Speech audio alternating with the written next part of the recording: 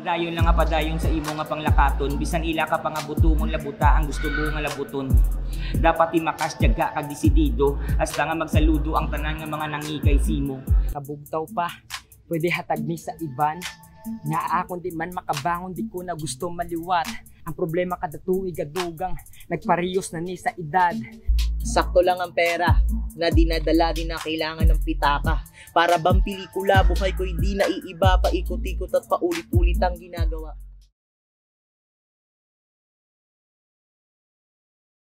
Si Kiwan na representing Secunit, Pandagang,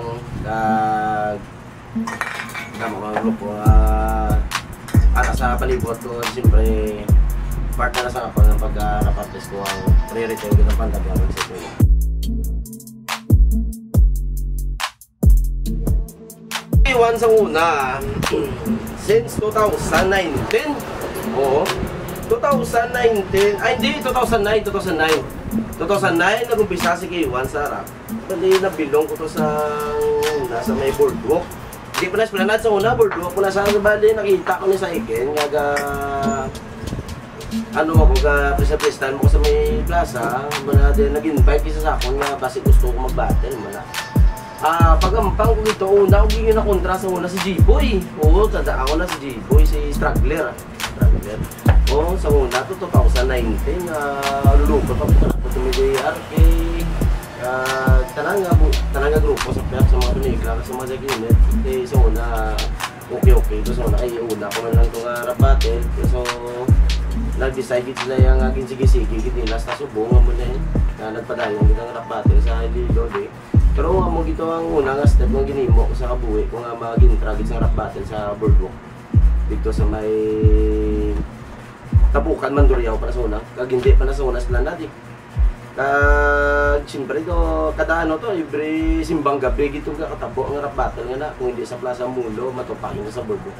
Kag lipay man ko nga damo-damo sang tao sa una galantaw git samot. Kung gitong time nga na namian ko git nga tanan nga sa simbahan, nakatugit sa boardwalk para na maglantaw sa among rap battle. May ginahiwak kada simbang gabi.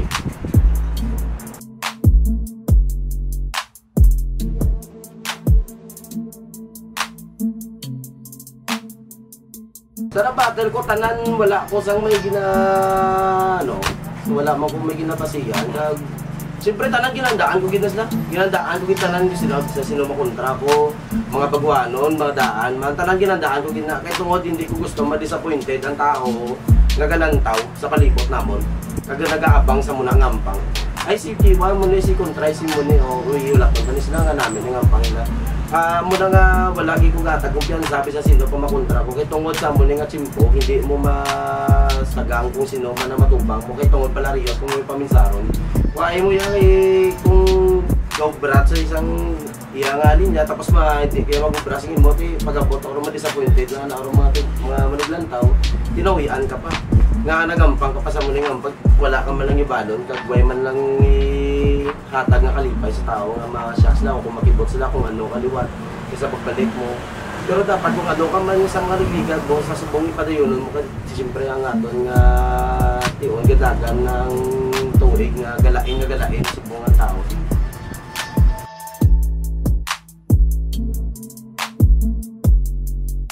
Ang inspirasyon ko gid sa pagsulat ang akong pamilya. Kaugalingon ko. Ang maging asawa ko sa sulit. As na sanoy muon ko gid na kay isa na sa mga dumanan sa kabuhi ta.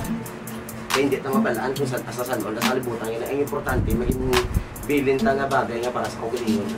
Nga mabatian sa tao ang kingog ta bisang wala na ta ang importante ang kingog ara gyapon.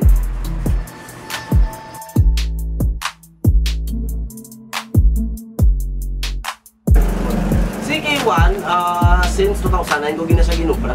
Kag sa muna pangalan ko si K-Bone, si Boy Lipak. As na nga nag-decide ko ngayon mo ko ng pangalan ko na K1. Si K1 sa muna, wala ki kuya kabalo nga may K1 na sa muna nga ka Korean nga grupo. Way ko nakabalo sa una, so aragin na sa paminsan, sumulod na siya nga muna ipangalan ko sa kabulingon ko. Sang time nga nagapungko lang ko sa kwarto nga ano namin ipangalan ko sa kabulingon. Amo to nag-decide ko si K1.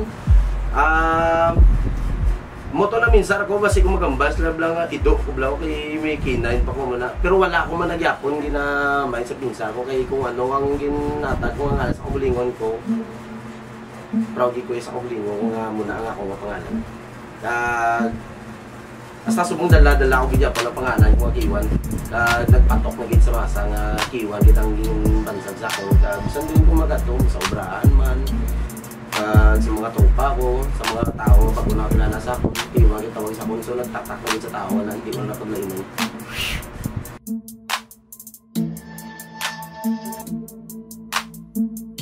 Ang advice ko sa mga bag-o nga gusto nga magsulod sa amon nga silo. Mamba ko lang, kung desidido ka, ihatag mo ang best, bisa sa una pa lang na pag-imbitar si mo, ihatag mo kitang gusto nila nga pamatian kung ano ka. Kahit hindi ikaw ang ginabangan, hindi lang ikaw ginabangan sa tao, kundi ang mga tao nga raman sa likod mo. Kaya tungod, ma-advise ko man sa mga baguanon nga gusto magsulod sa mo nga hip-hop, dapat kumplito desisyon mo sa kabuhi mo. Desperado ka, kag lakas loob mo gid nga sudlon ang ampangan kung gusto mo nga makilala pagit. Kay hindi lang tanan para sa palibot mo kundi para mas sa kaugalingon mo. Kung gusto mo katagan best kaugalingon mo nga makilala ka man nila, ibuhos mo gid tanan. Kaya ang pagsulat, isa na sa mga bagay sa kaugalingon mo nga mapabilib mo kaugalingon mo. Isa na sa mga bagay nga mapakita mo man sa mga palibot mo, sa mga tao, kag sa mga nag-invite mo, kag sa mga magalantaw sa palibot ni man.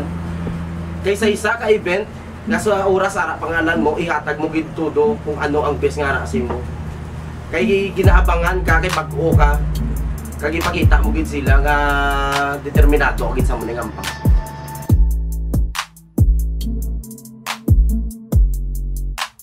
Sige, iwan kung wala sa battle, subong. Ang obra ko na, siyempre, Facebook, lantaw, kung ano daw ang mga makita ko, may mga event sa mga lokal, ginashare ko man, ginasuportaran, tatagan rin kay gayunan nga, isa pa paano ang event nila, maging okay man, mag-invite sa mga kuwan nga, manikat ko sa mga event. Tapos ang akong ginobra is kubra gid work ako sa Imperial Appliance, tapos gabigyan sa mga tinta.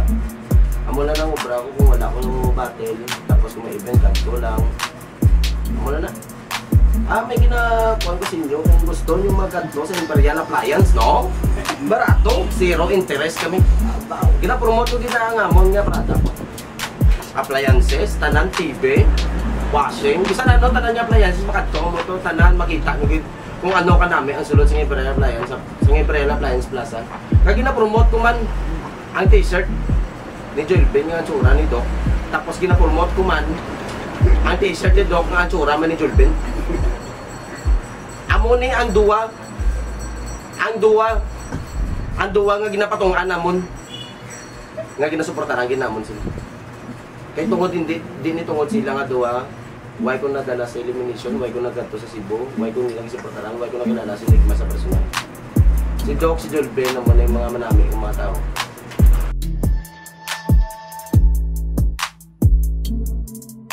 Ako sa struggle ako kasi siyempre yung pamilya ako, maging nasuportahan ko ang pamilya ko. Manag-isa akong din ako, isa mamba ko lang ipagkasya, mamba ipagkasya ako niya, tapos ko na sulat, why pa ko pre, na mabalik nga man ako, may ginahon ako nga problema, may ginatapos ko na yung problema ko nga sa piya ko, at siyempre, obra ko, muna masulat ka pa, maobra ka pa, pero why ko gina-priority, ko ginasulat, pero bisan hindi ko na sa ingagaw, at least, ginapaminsaran ko binasa amo ng mga struggle sa kampo, kaya siyempre may mga pamilya na ginasuportaran, na ginagastosan man ta, siyempre may ginabayran po ng motor mo. Struggle na gina sa kabuhi ta eh. Pero sulod naman nagyapon kay ang importante ginasuportaran mo kaugalingon mo kag mapakita mo man sa kaugalingon mo nga ang dapyas na makaya mo sa kaugalingon mo nga isa na pang struggle magabot sa kabuhi mo, ginapilit mo gid nga makaya mo.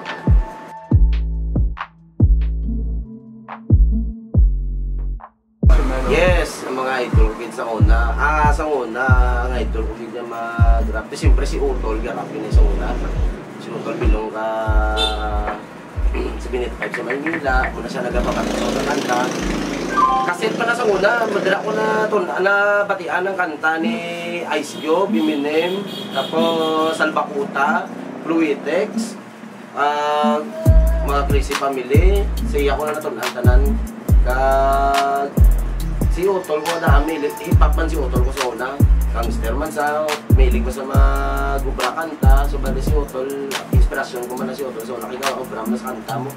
Baliway lang ko ka, way ko lang mabatay, kaya man napagwas yun. So pinapakita batay na sa akon. So bali, siya man naging nalinan ko nga, naging idol ko, day Eminem, day Ice Cube, mga day Tupac, siyempre, sa aton sa Pilipinas, na siyempre hindi na madula si Andrew E, Salbakuta, Luetex, sa mga old nga mga music, maidolan yung sila kung mga subong, mapapatian yung mga pasumakan. 12 anyos ang edad nagumpisa na mga budlay kay akon nga iloy kagamay tiprano pa nagbulaga nay sakit sa buot kag tama gid kalaw ay ulihi ko lang naban ang ginbaligya na amon balay tama kasakit doging kumos akon balatsyagon panunan lang ko ni kay ako na lang gaisa kanon bisan kay sino na lang nga balay ako wa nagadayon para lang may matulugan kag may aras ang makaon kag kisa akon pa ina nga ginabato na mga buyayong nga kisa hindi makaon imbis nga magbato pero ginhipos ko na lang kay nakulbaan nga palayason kag wala na ko sang kadtuan.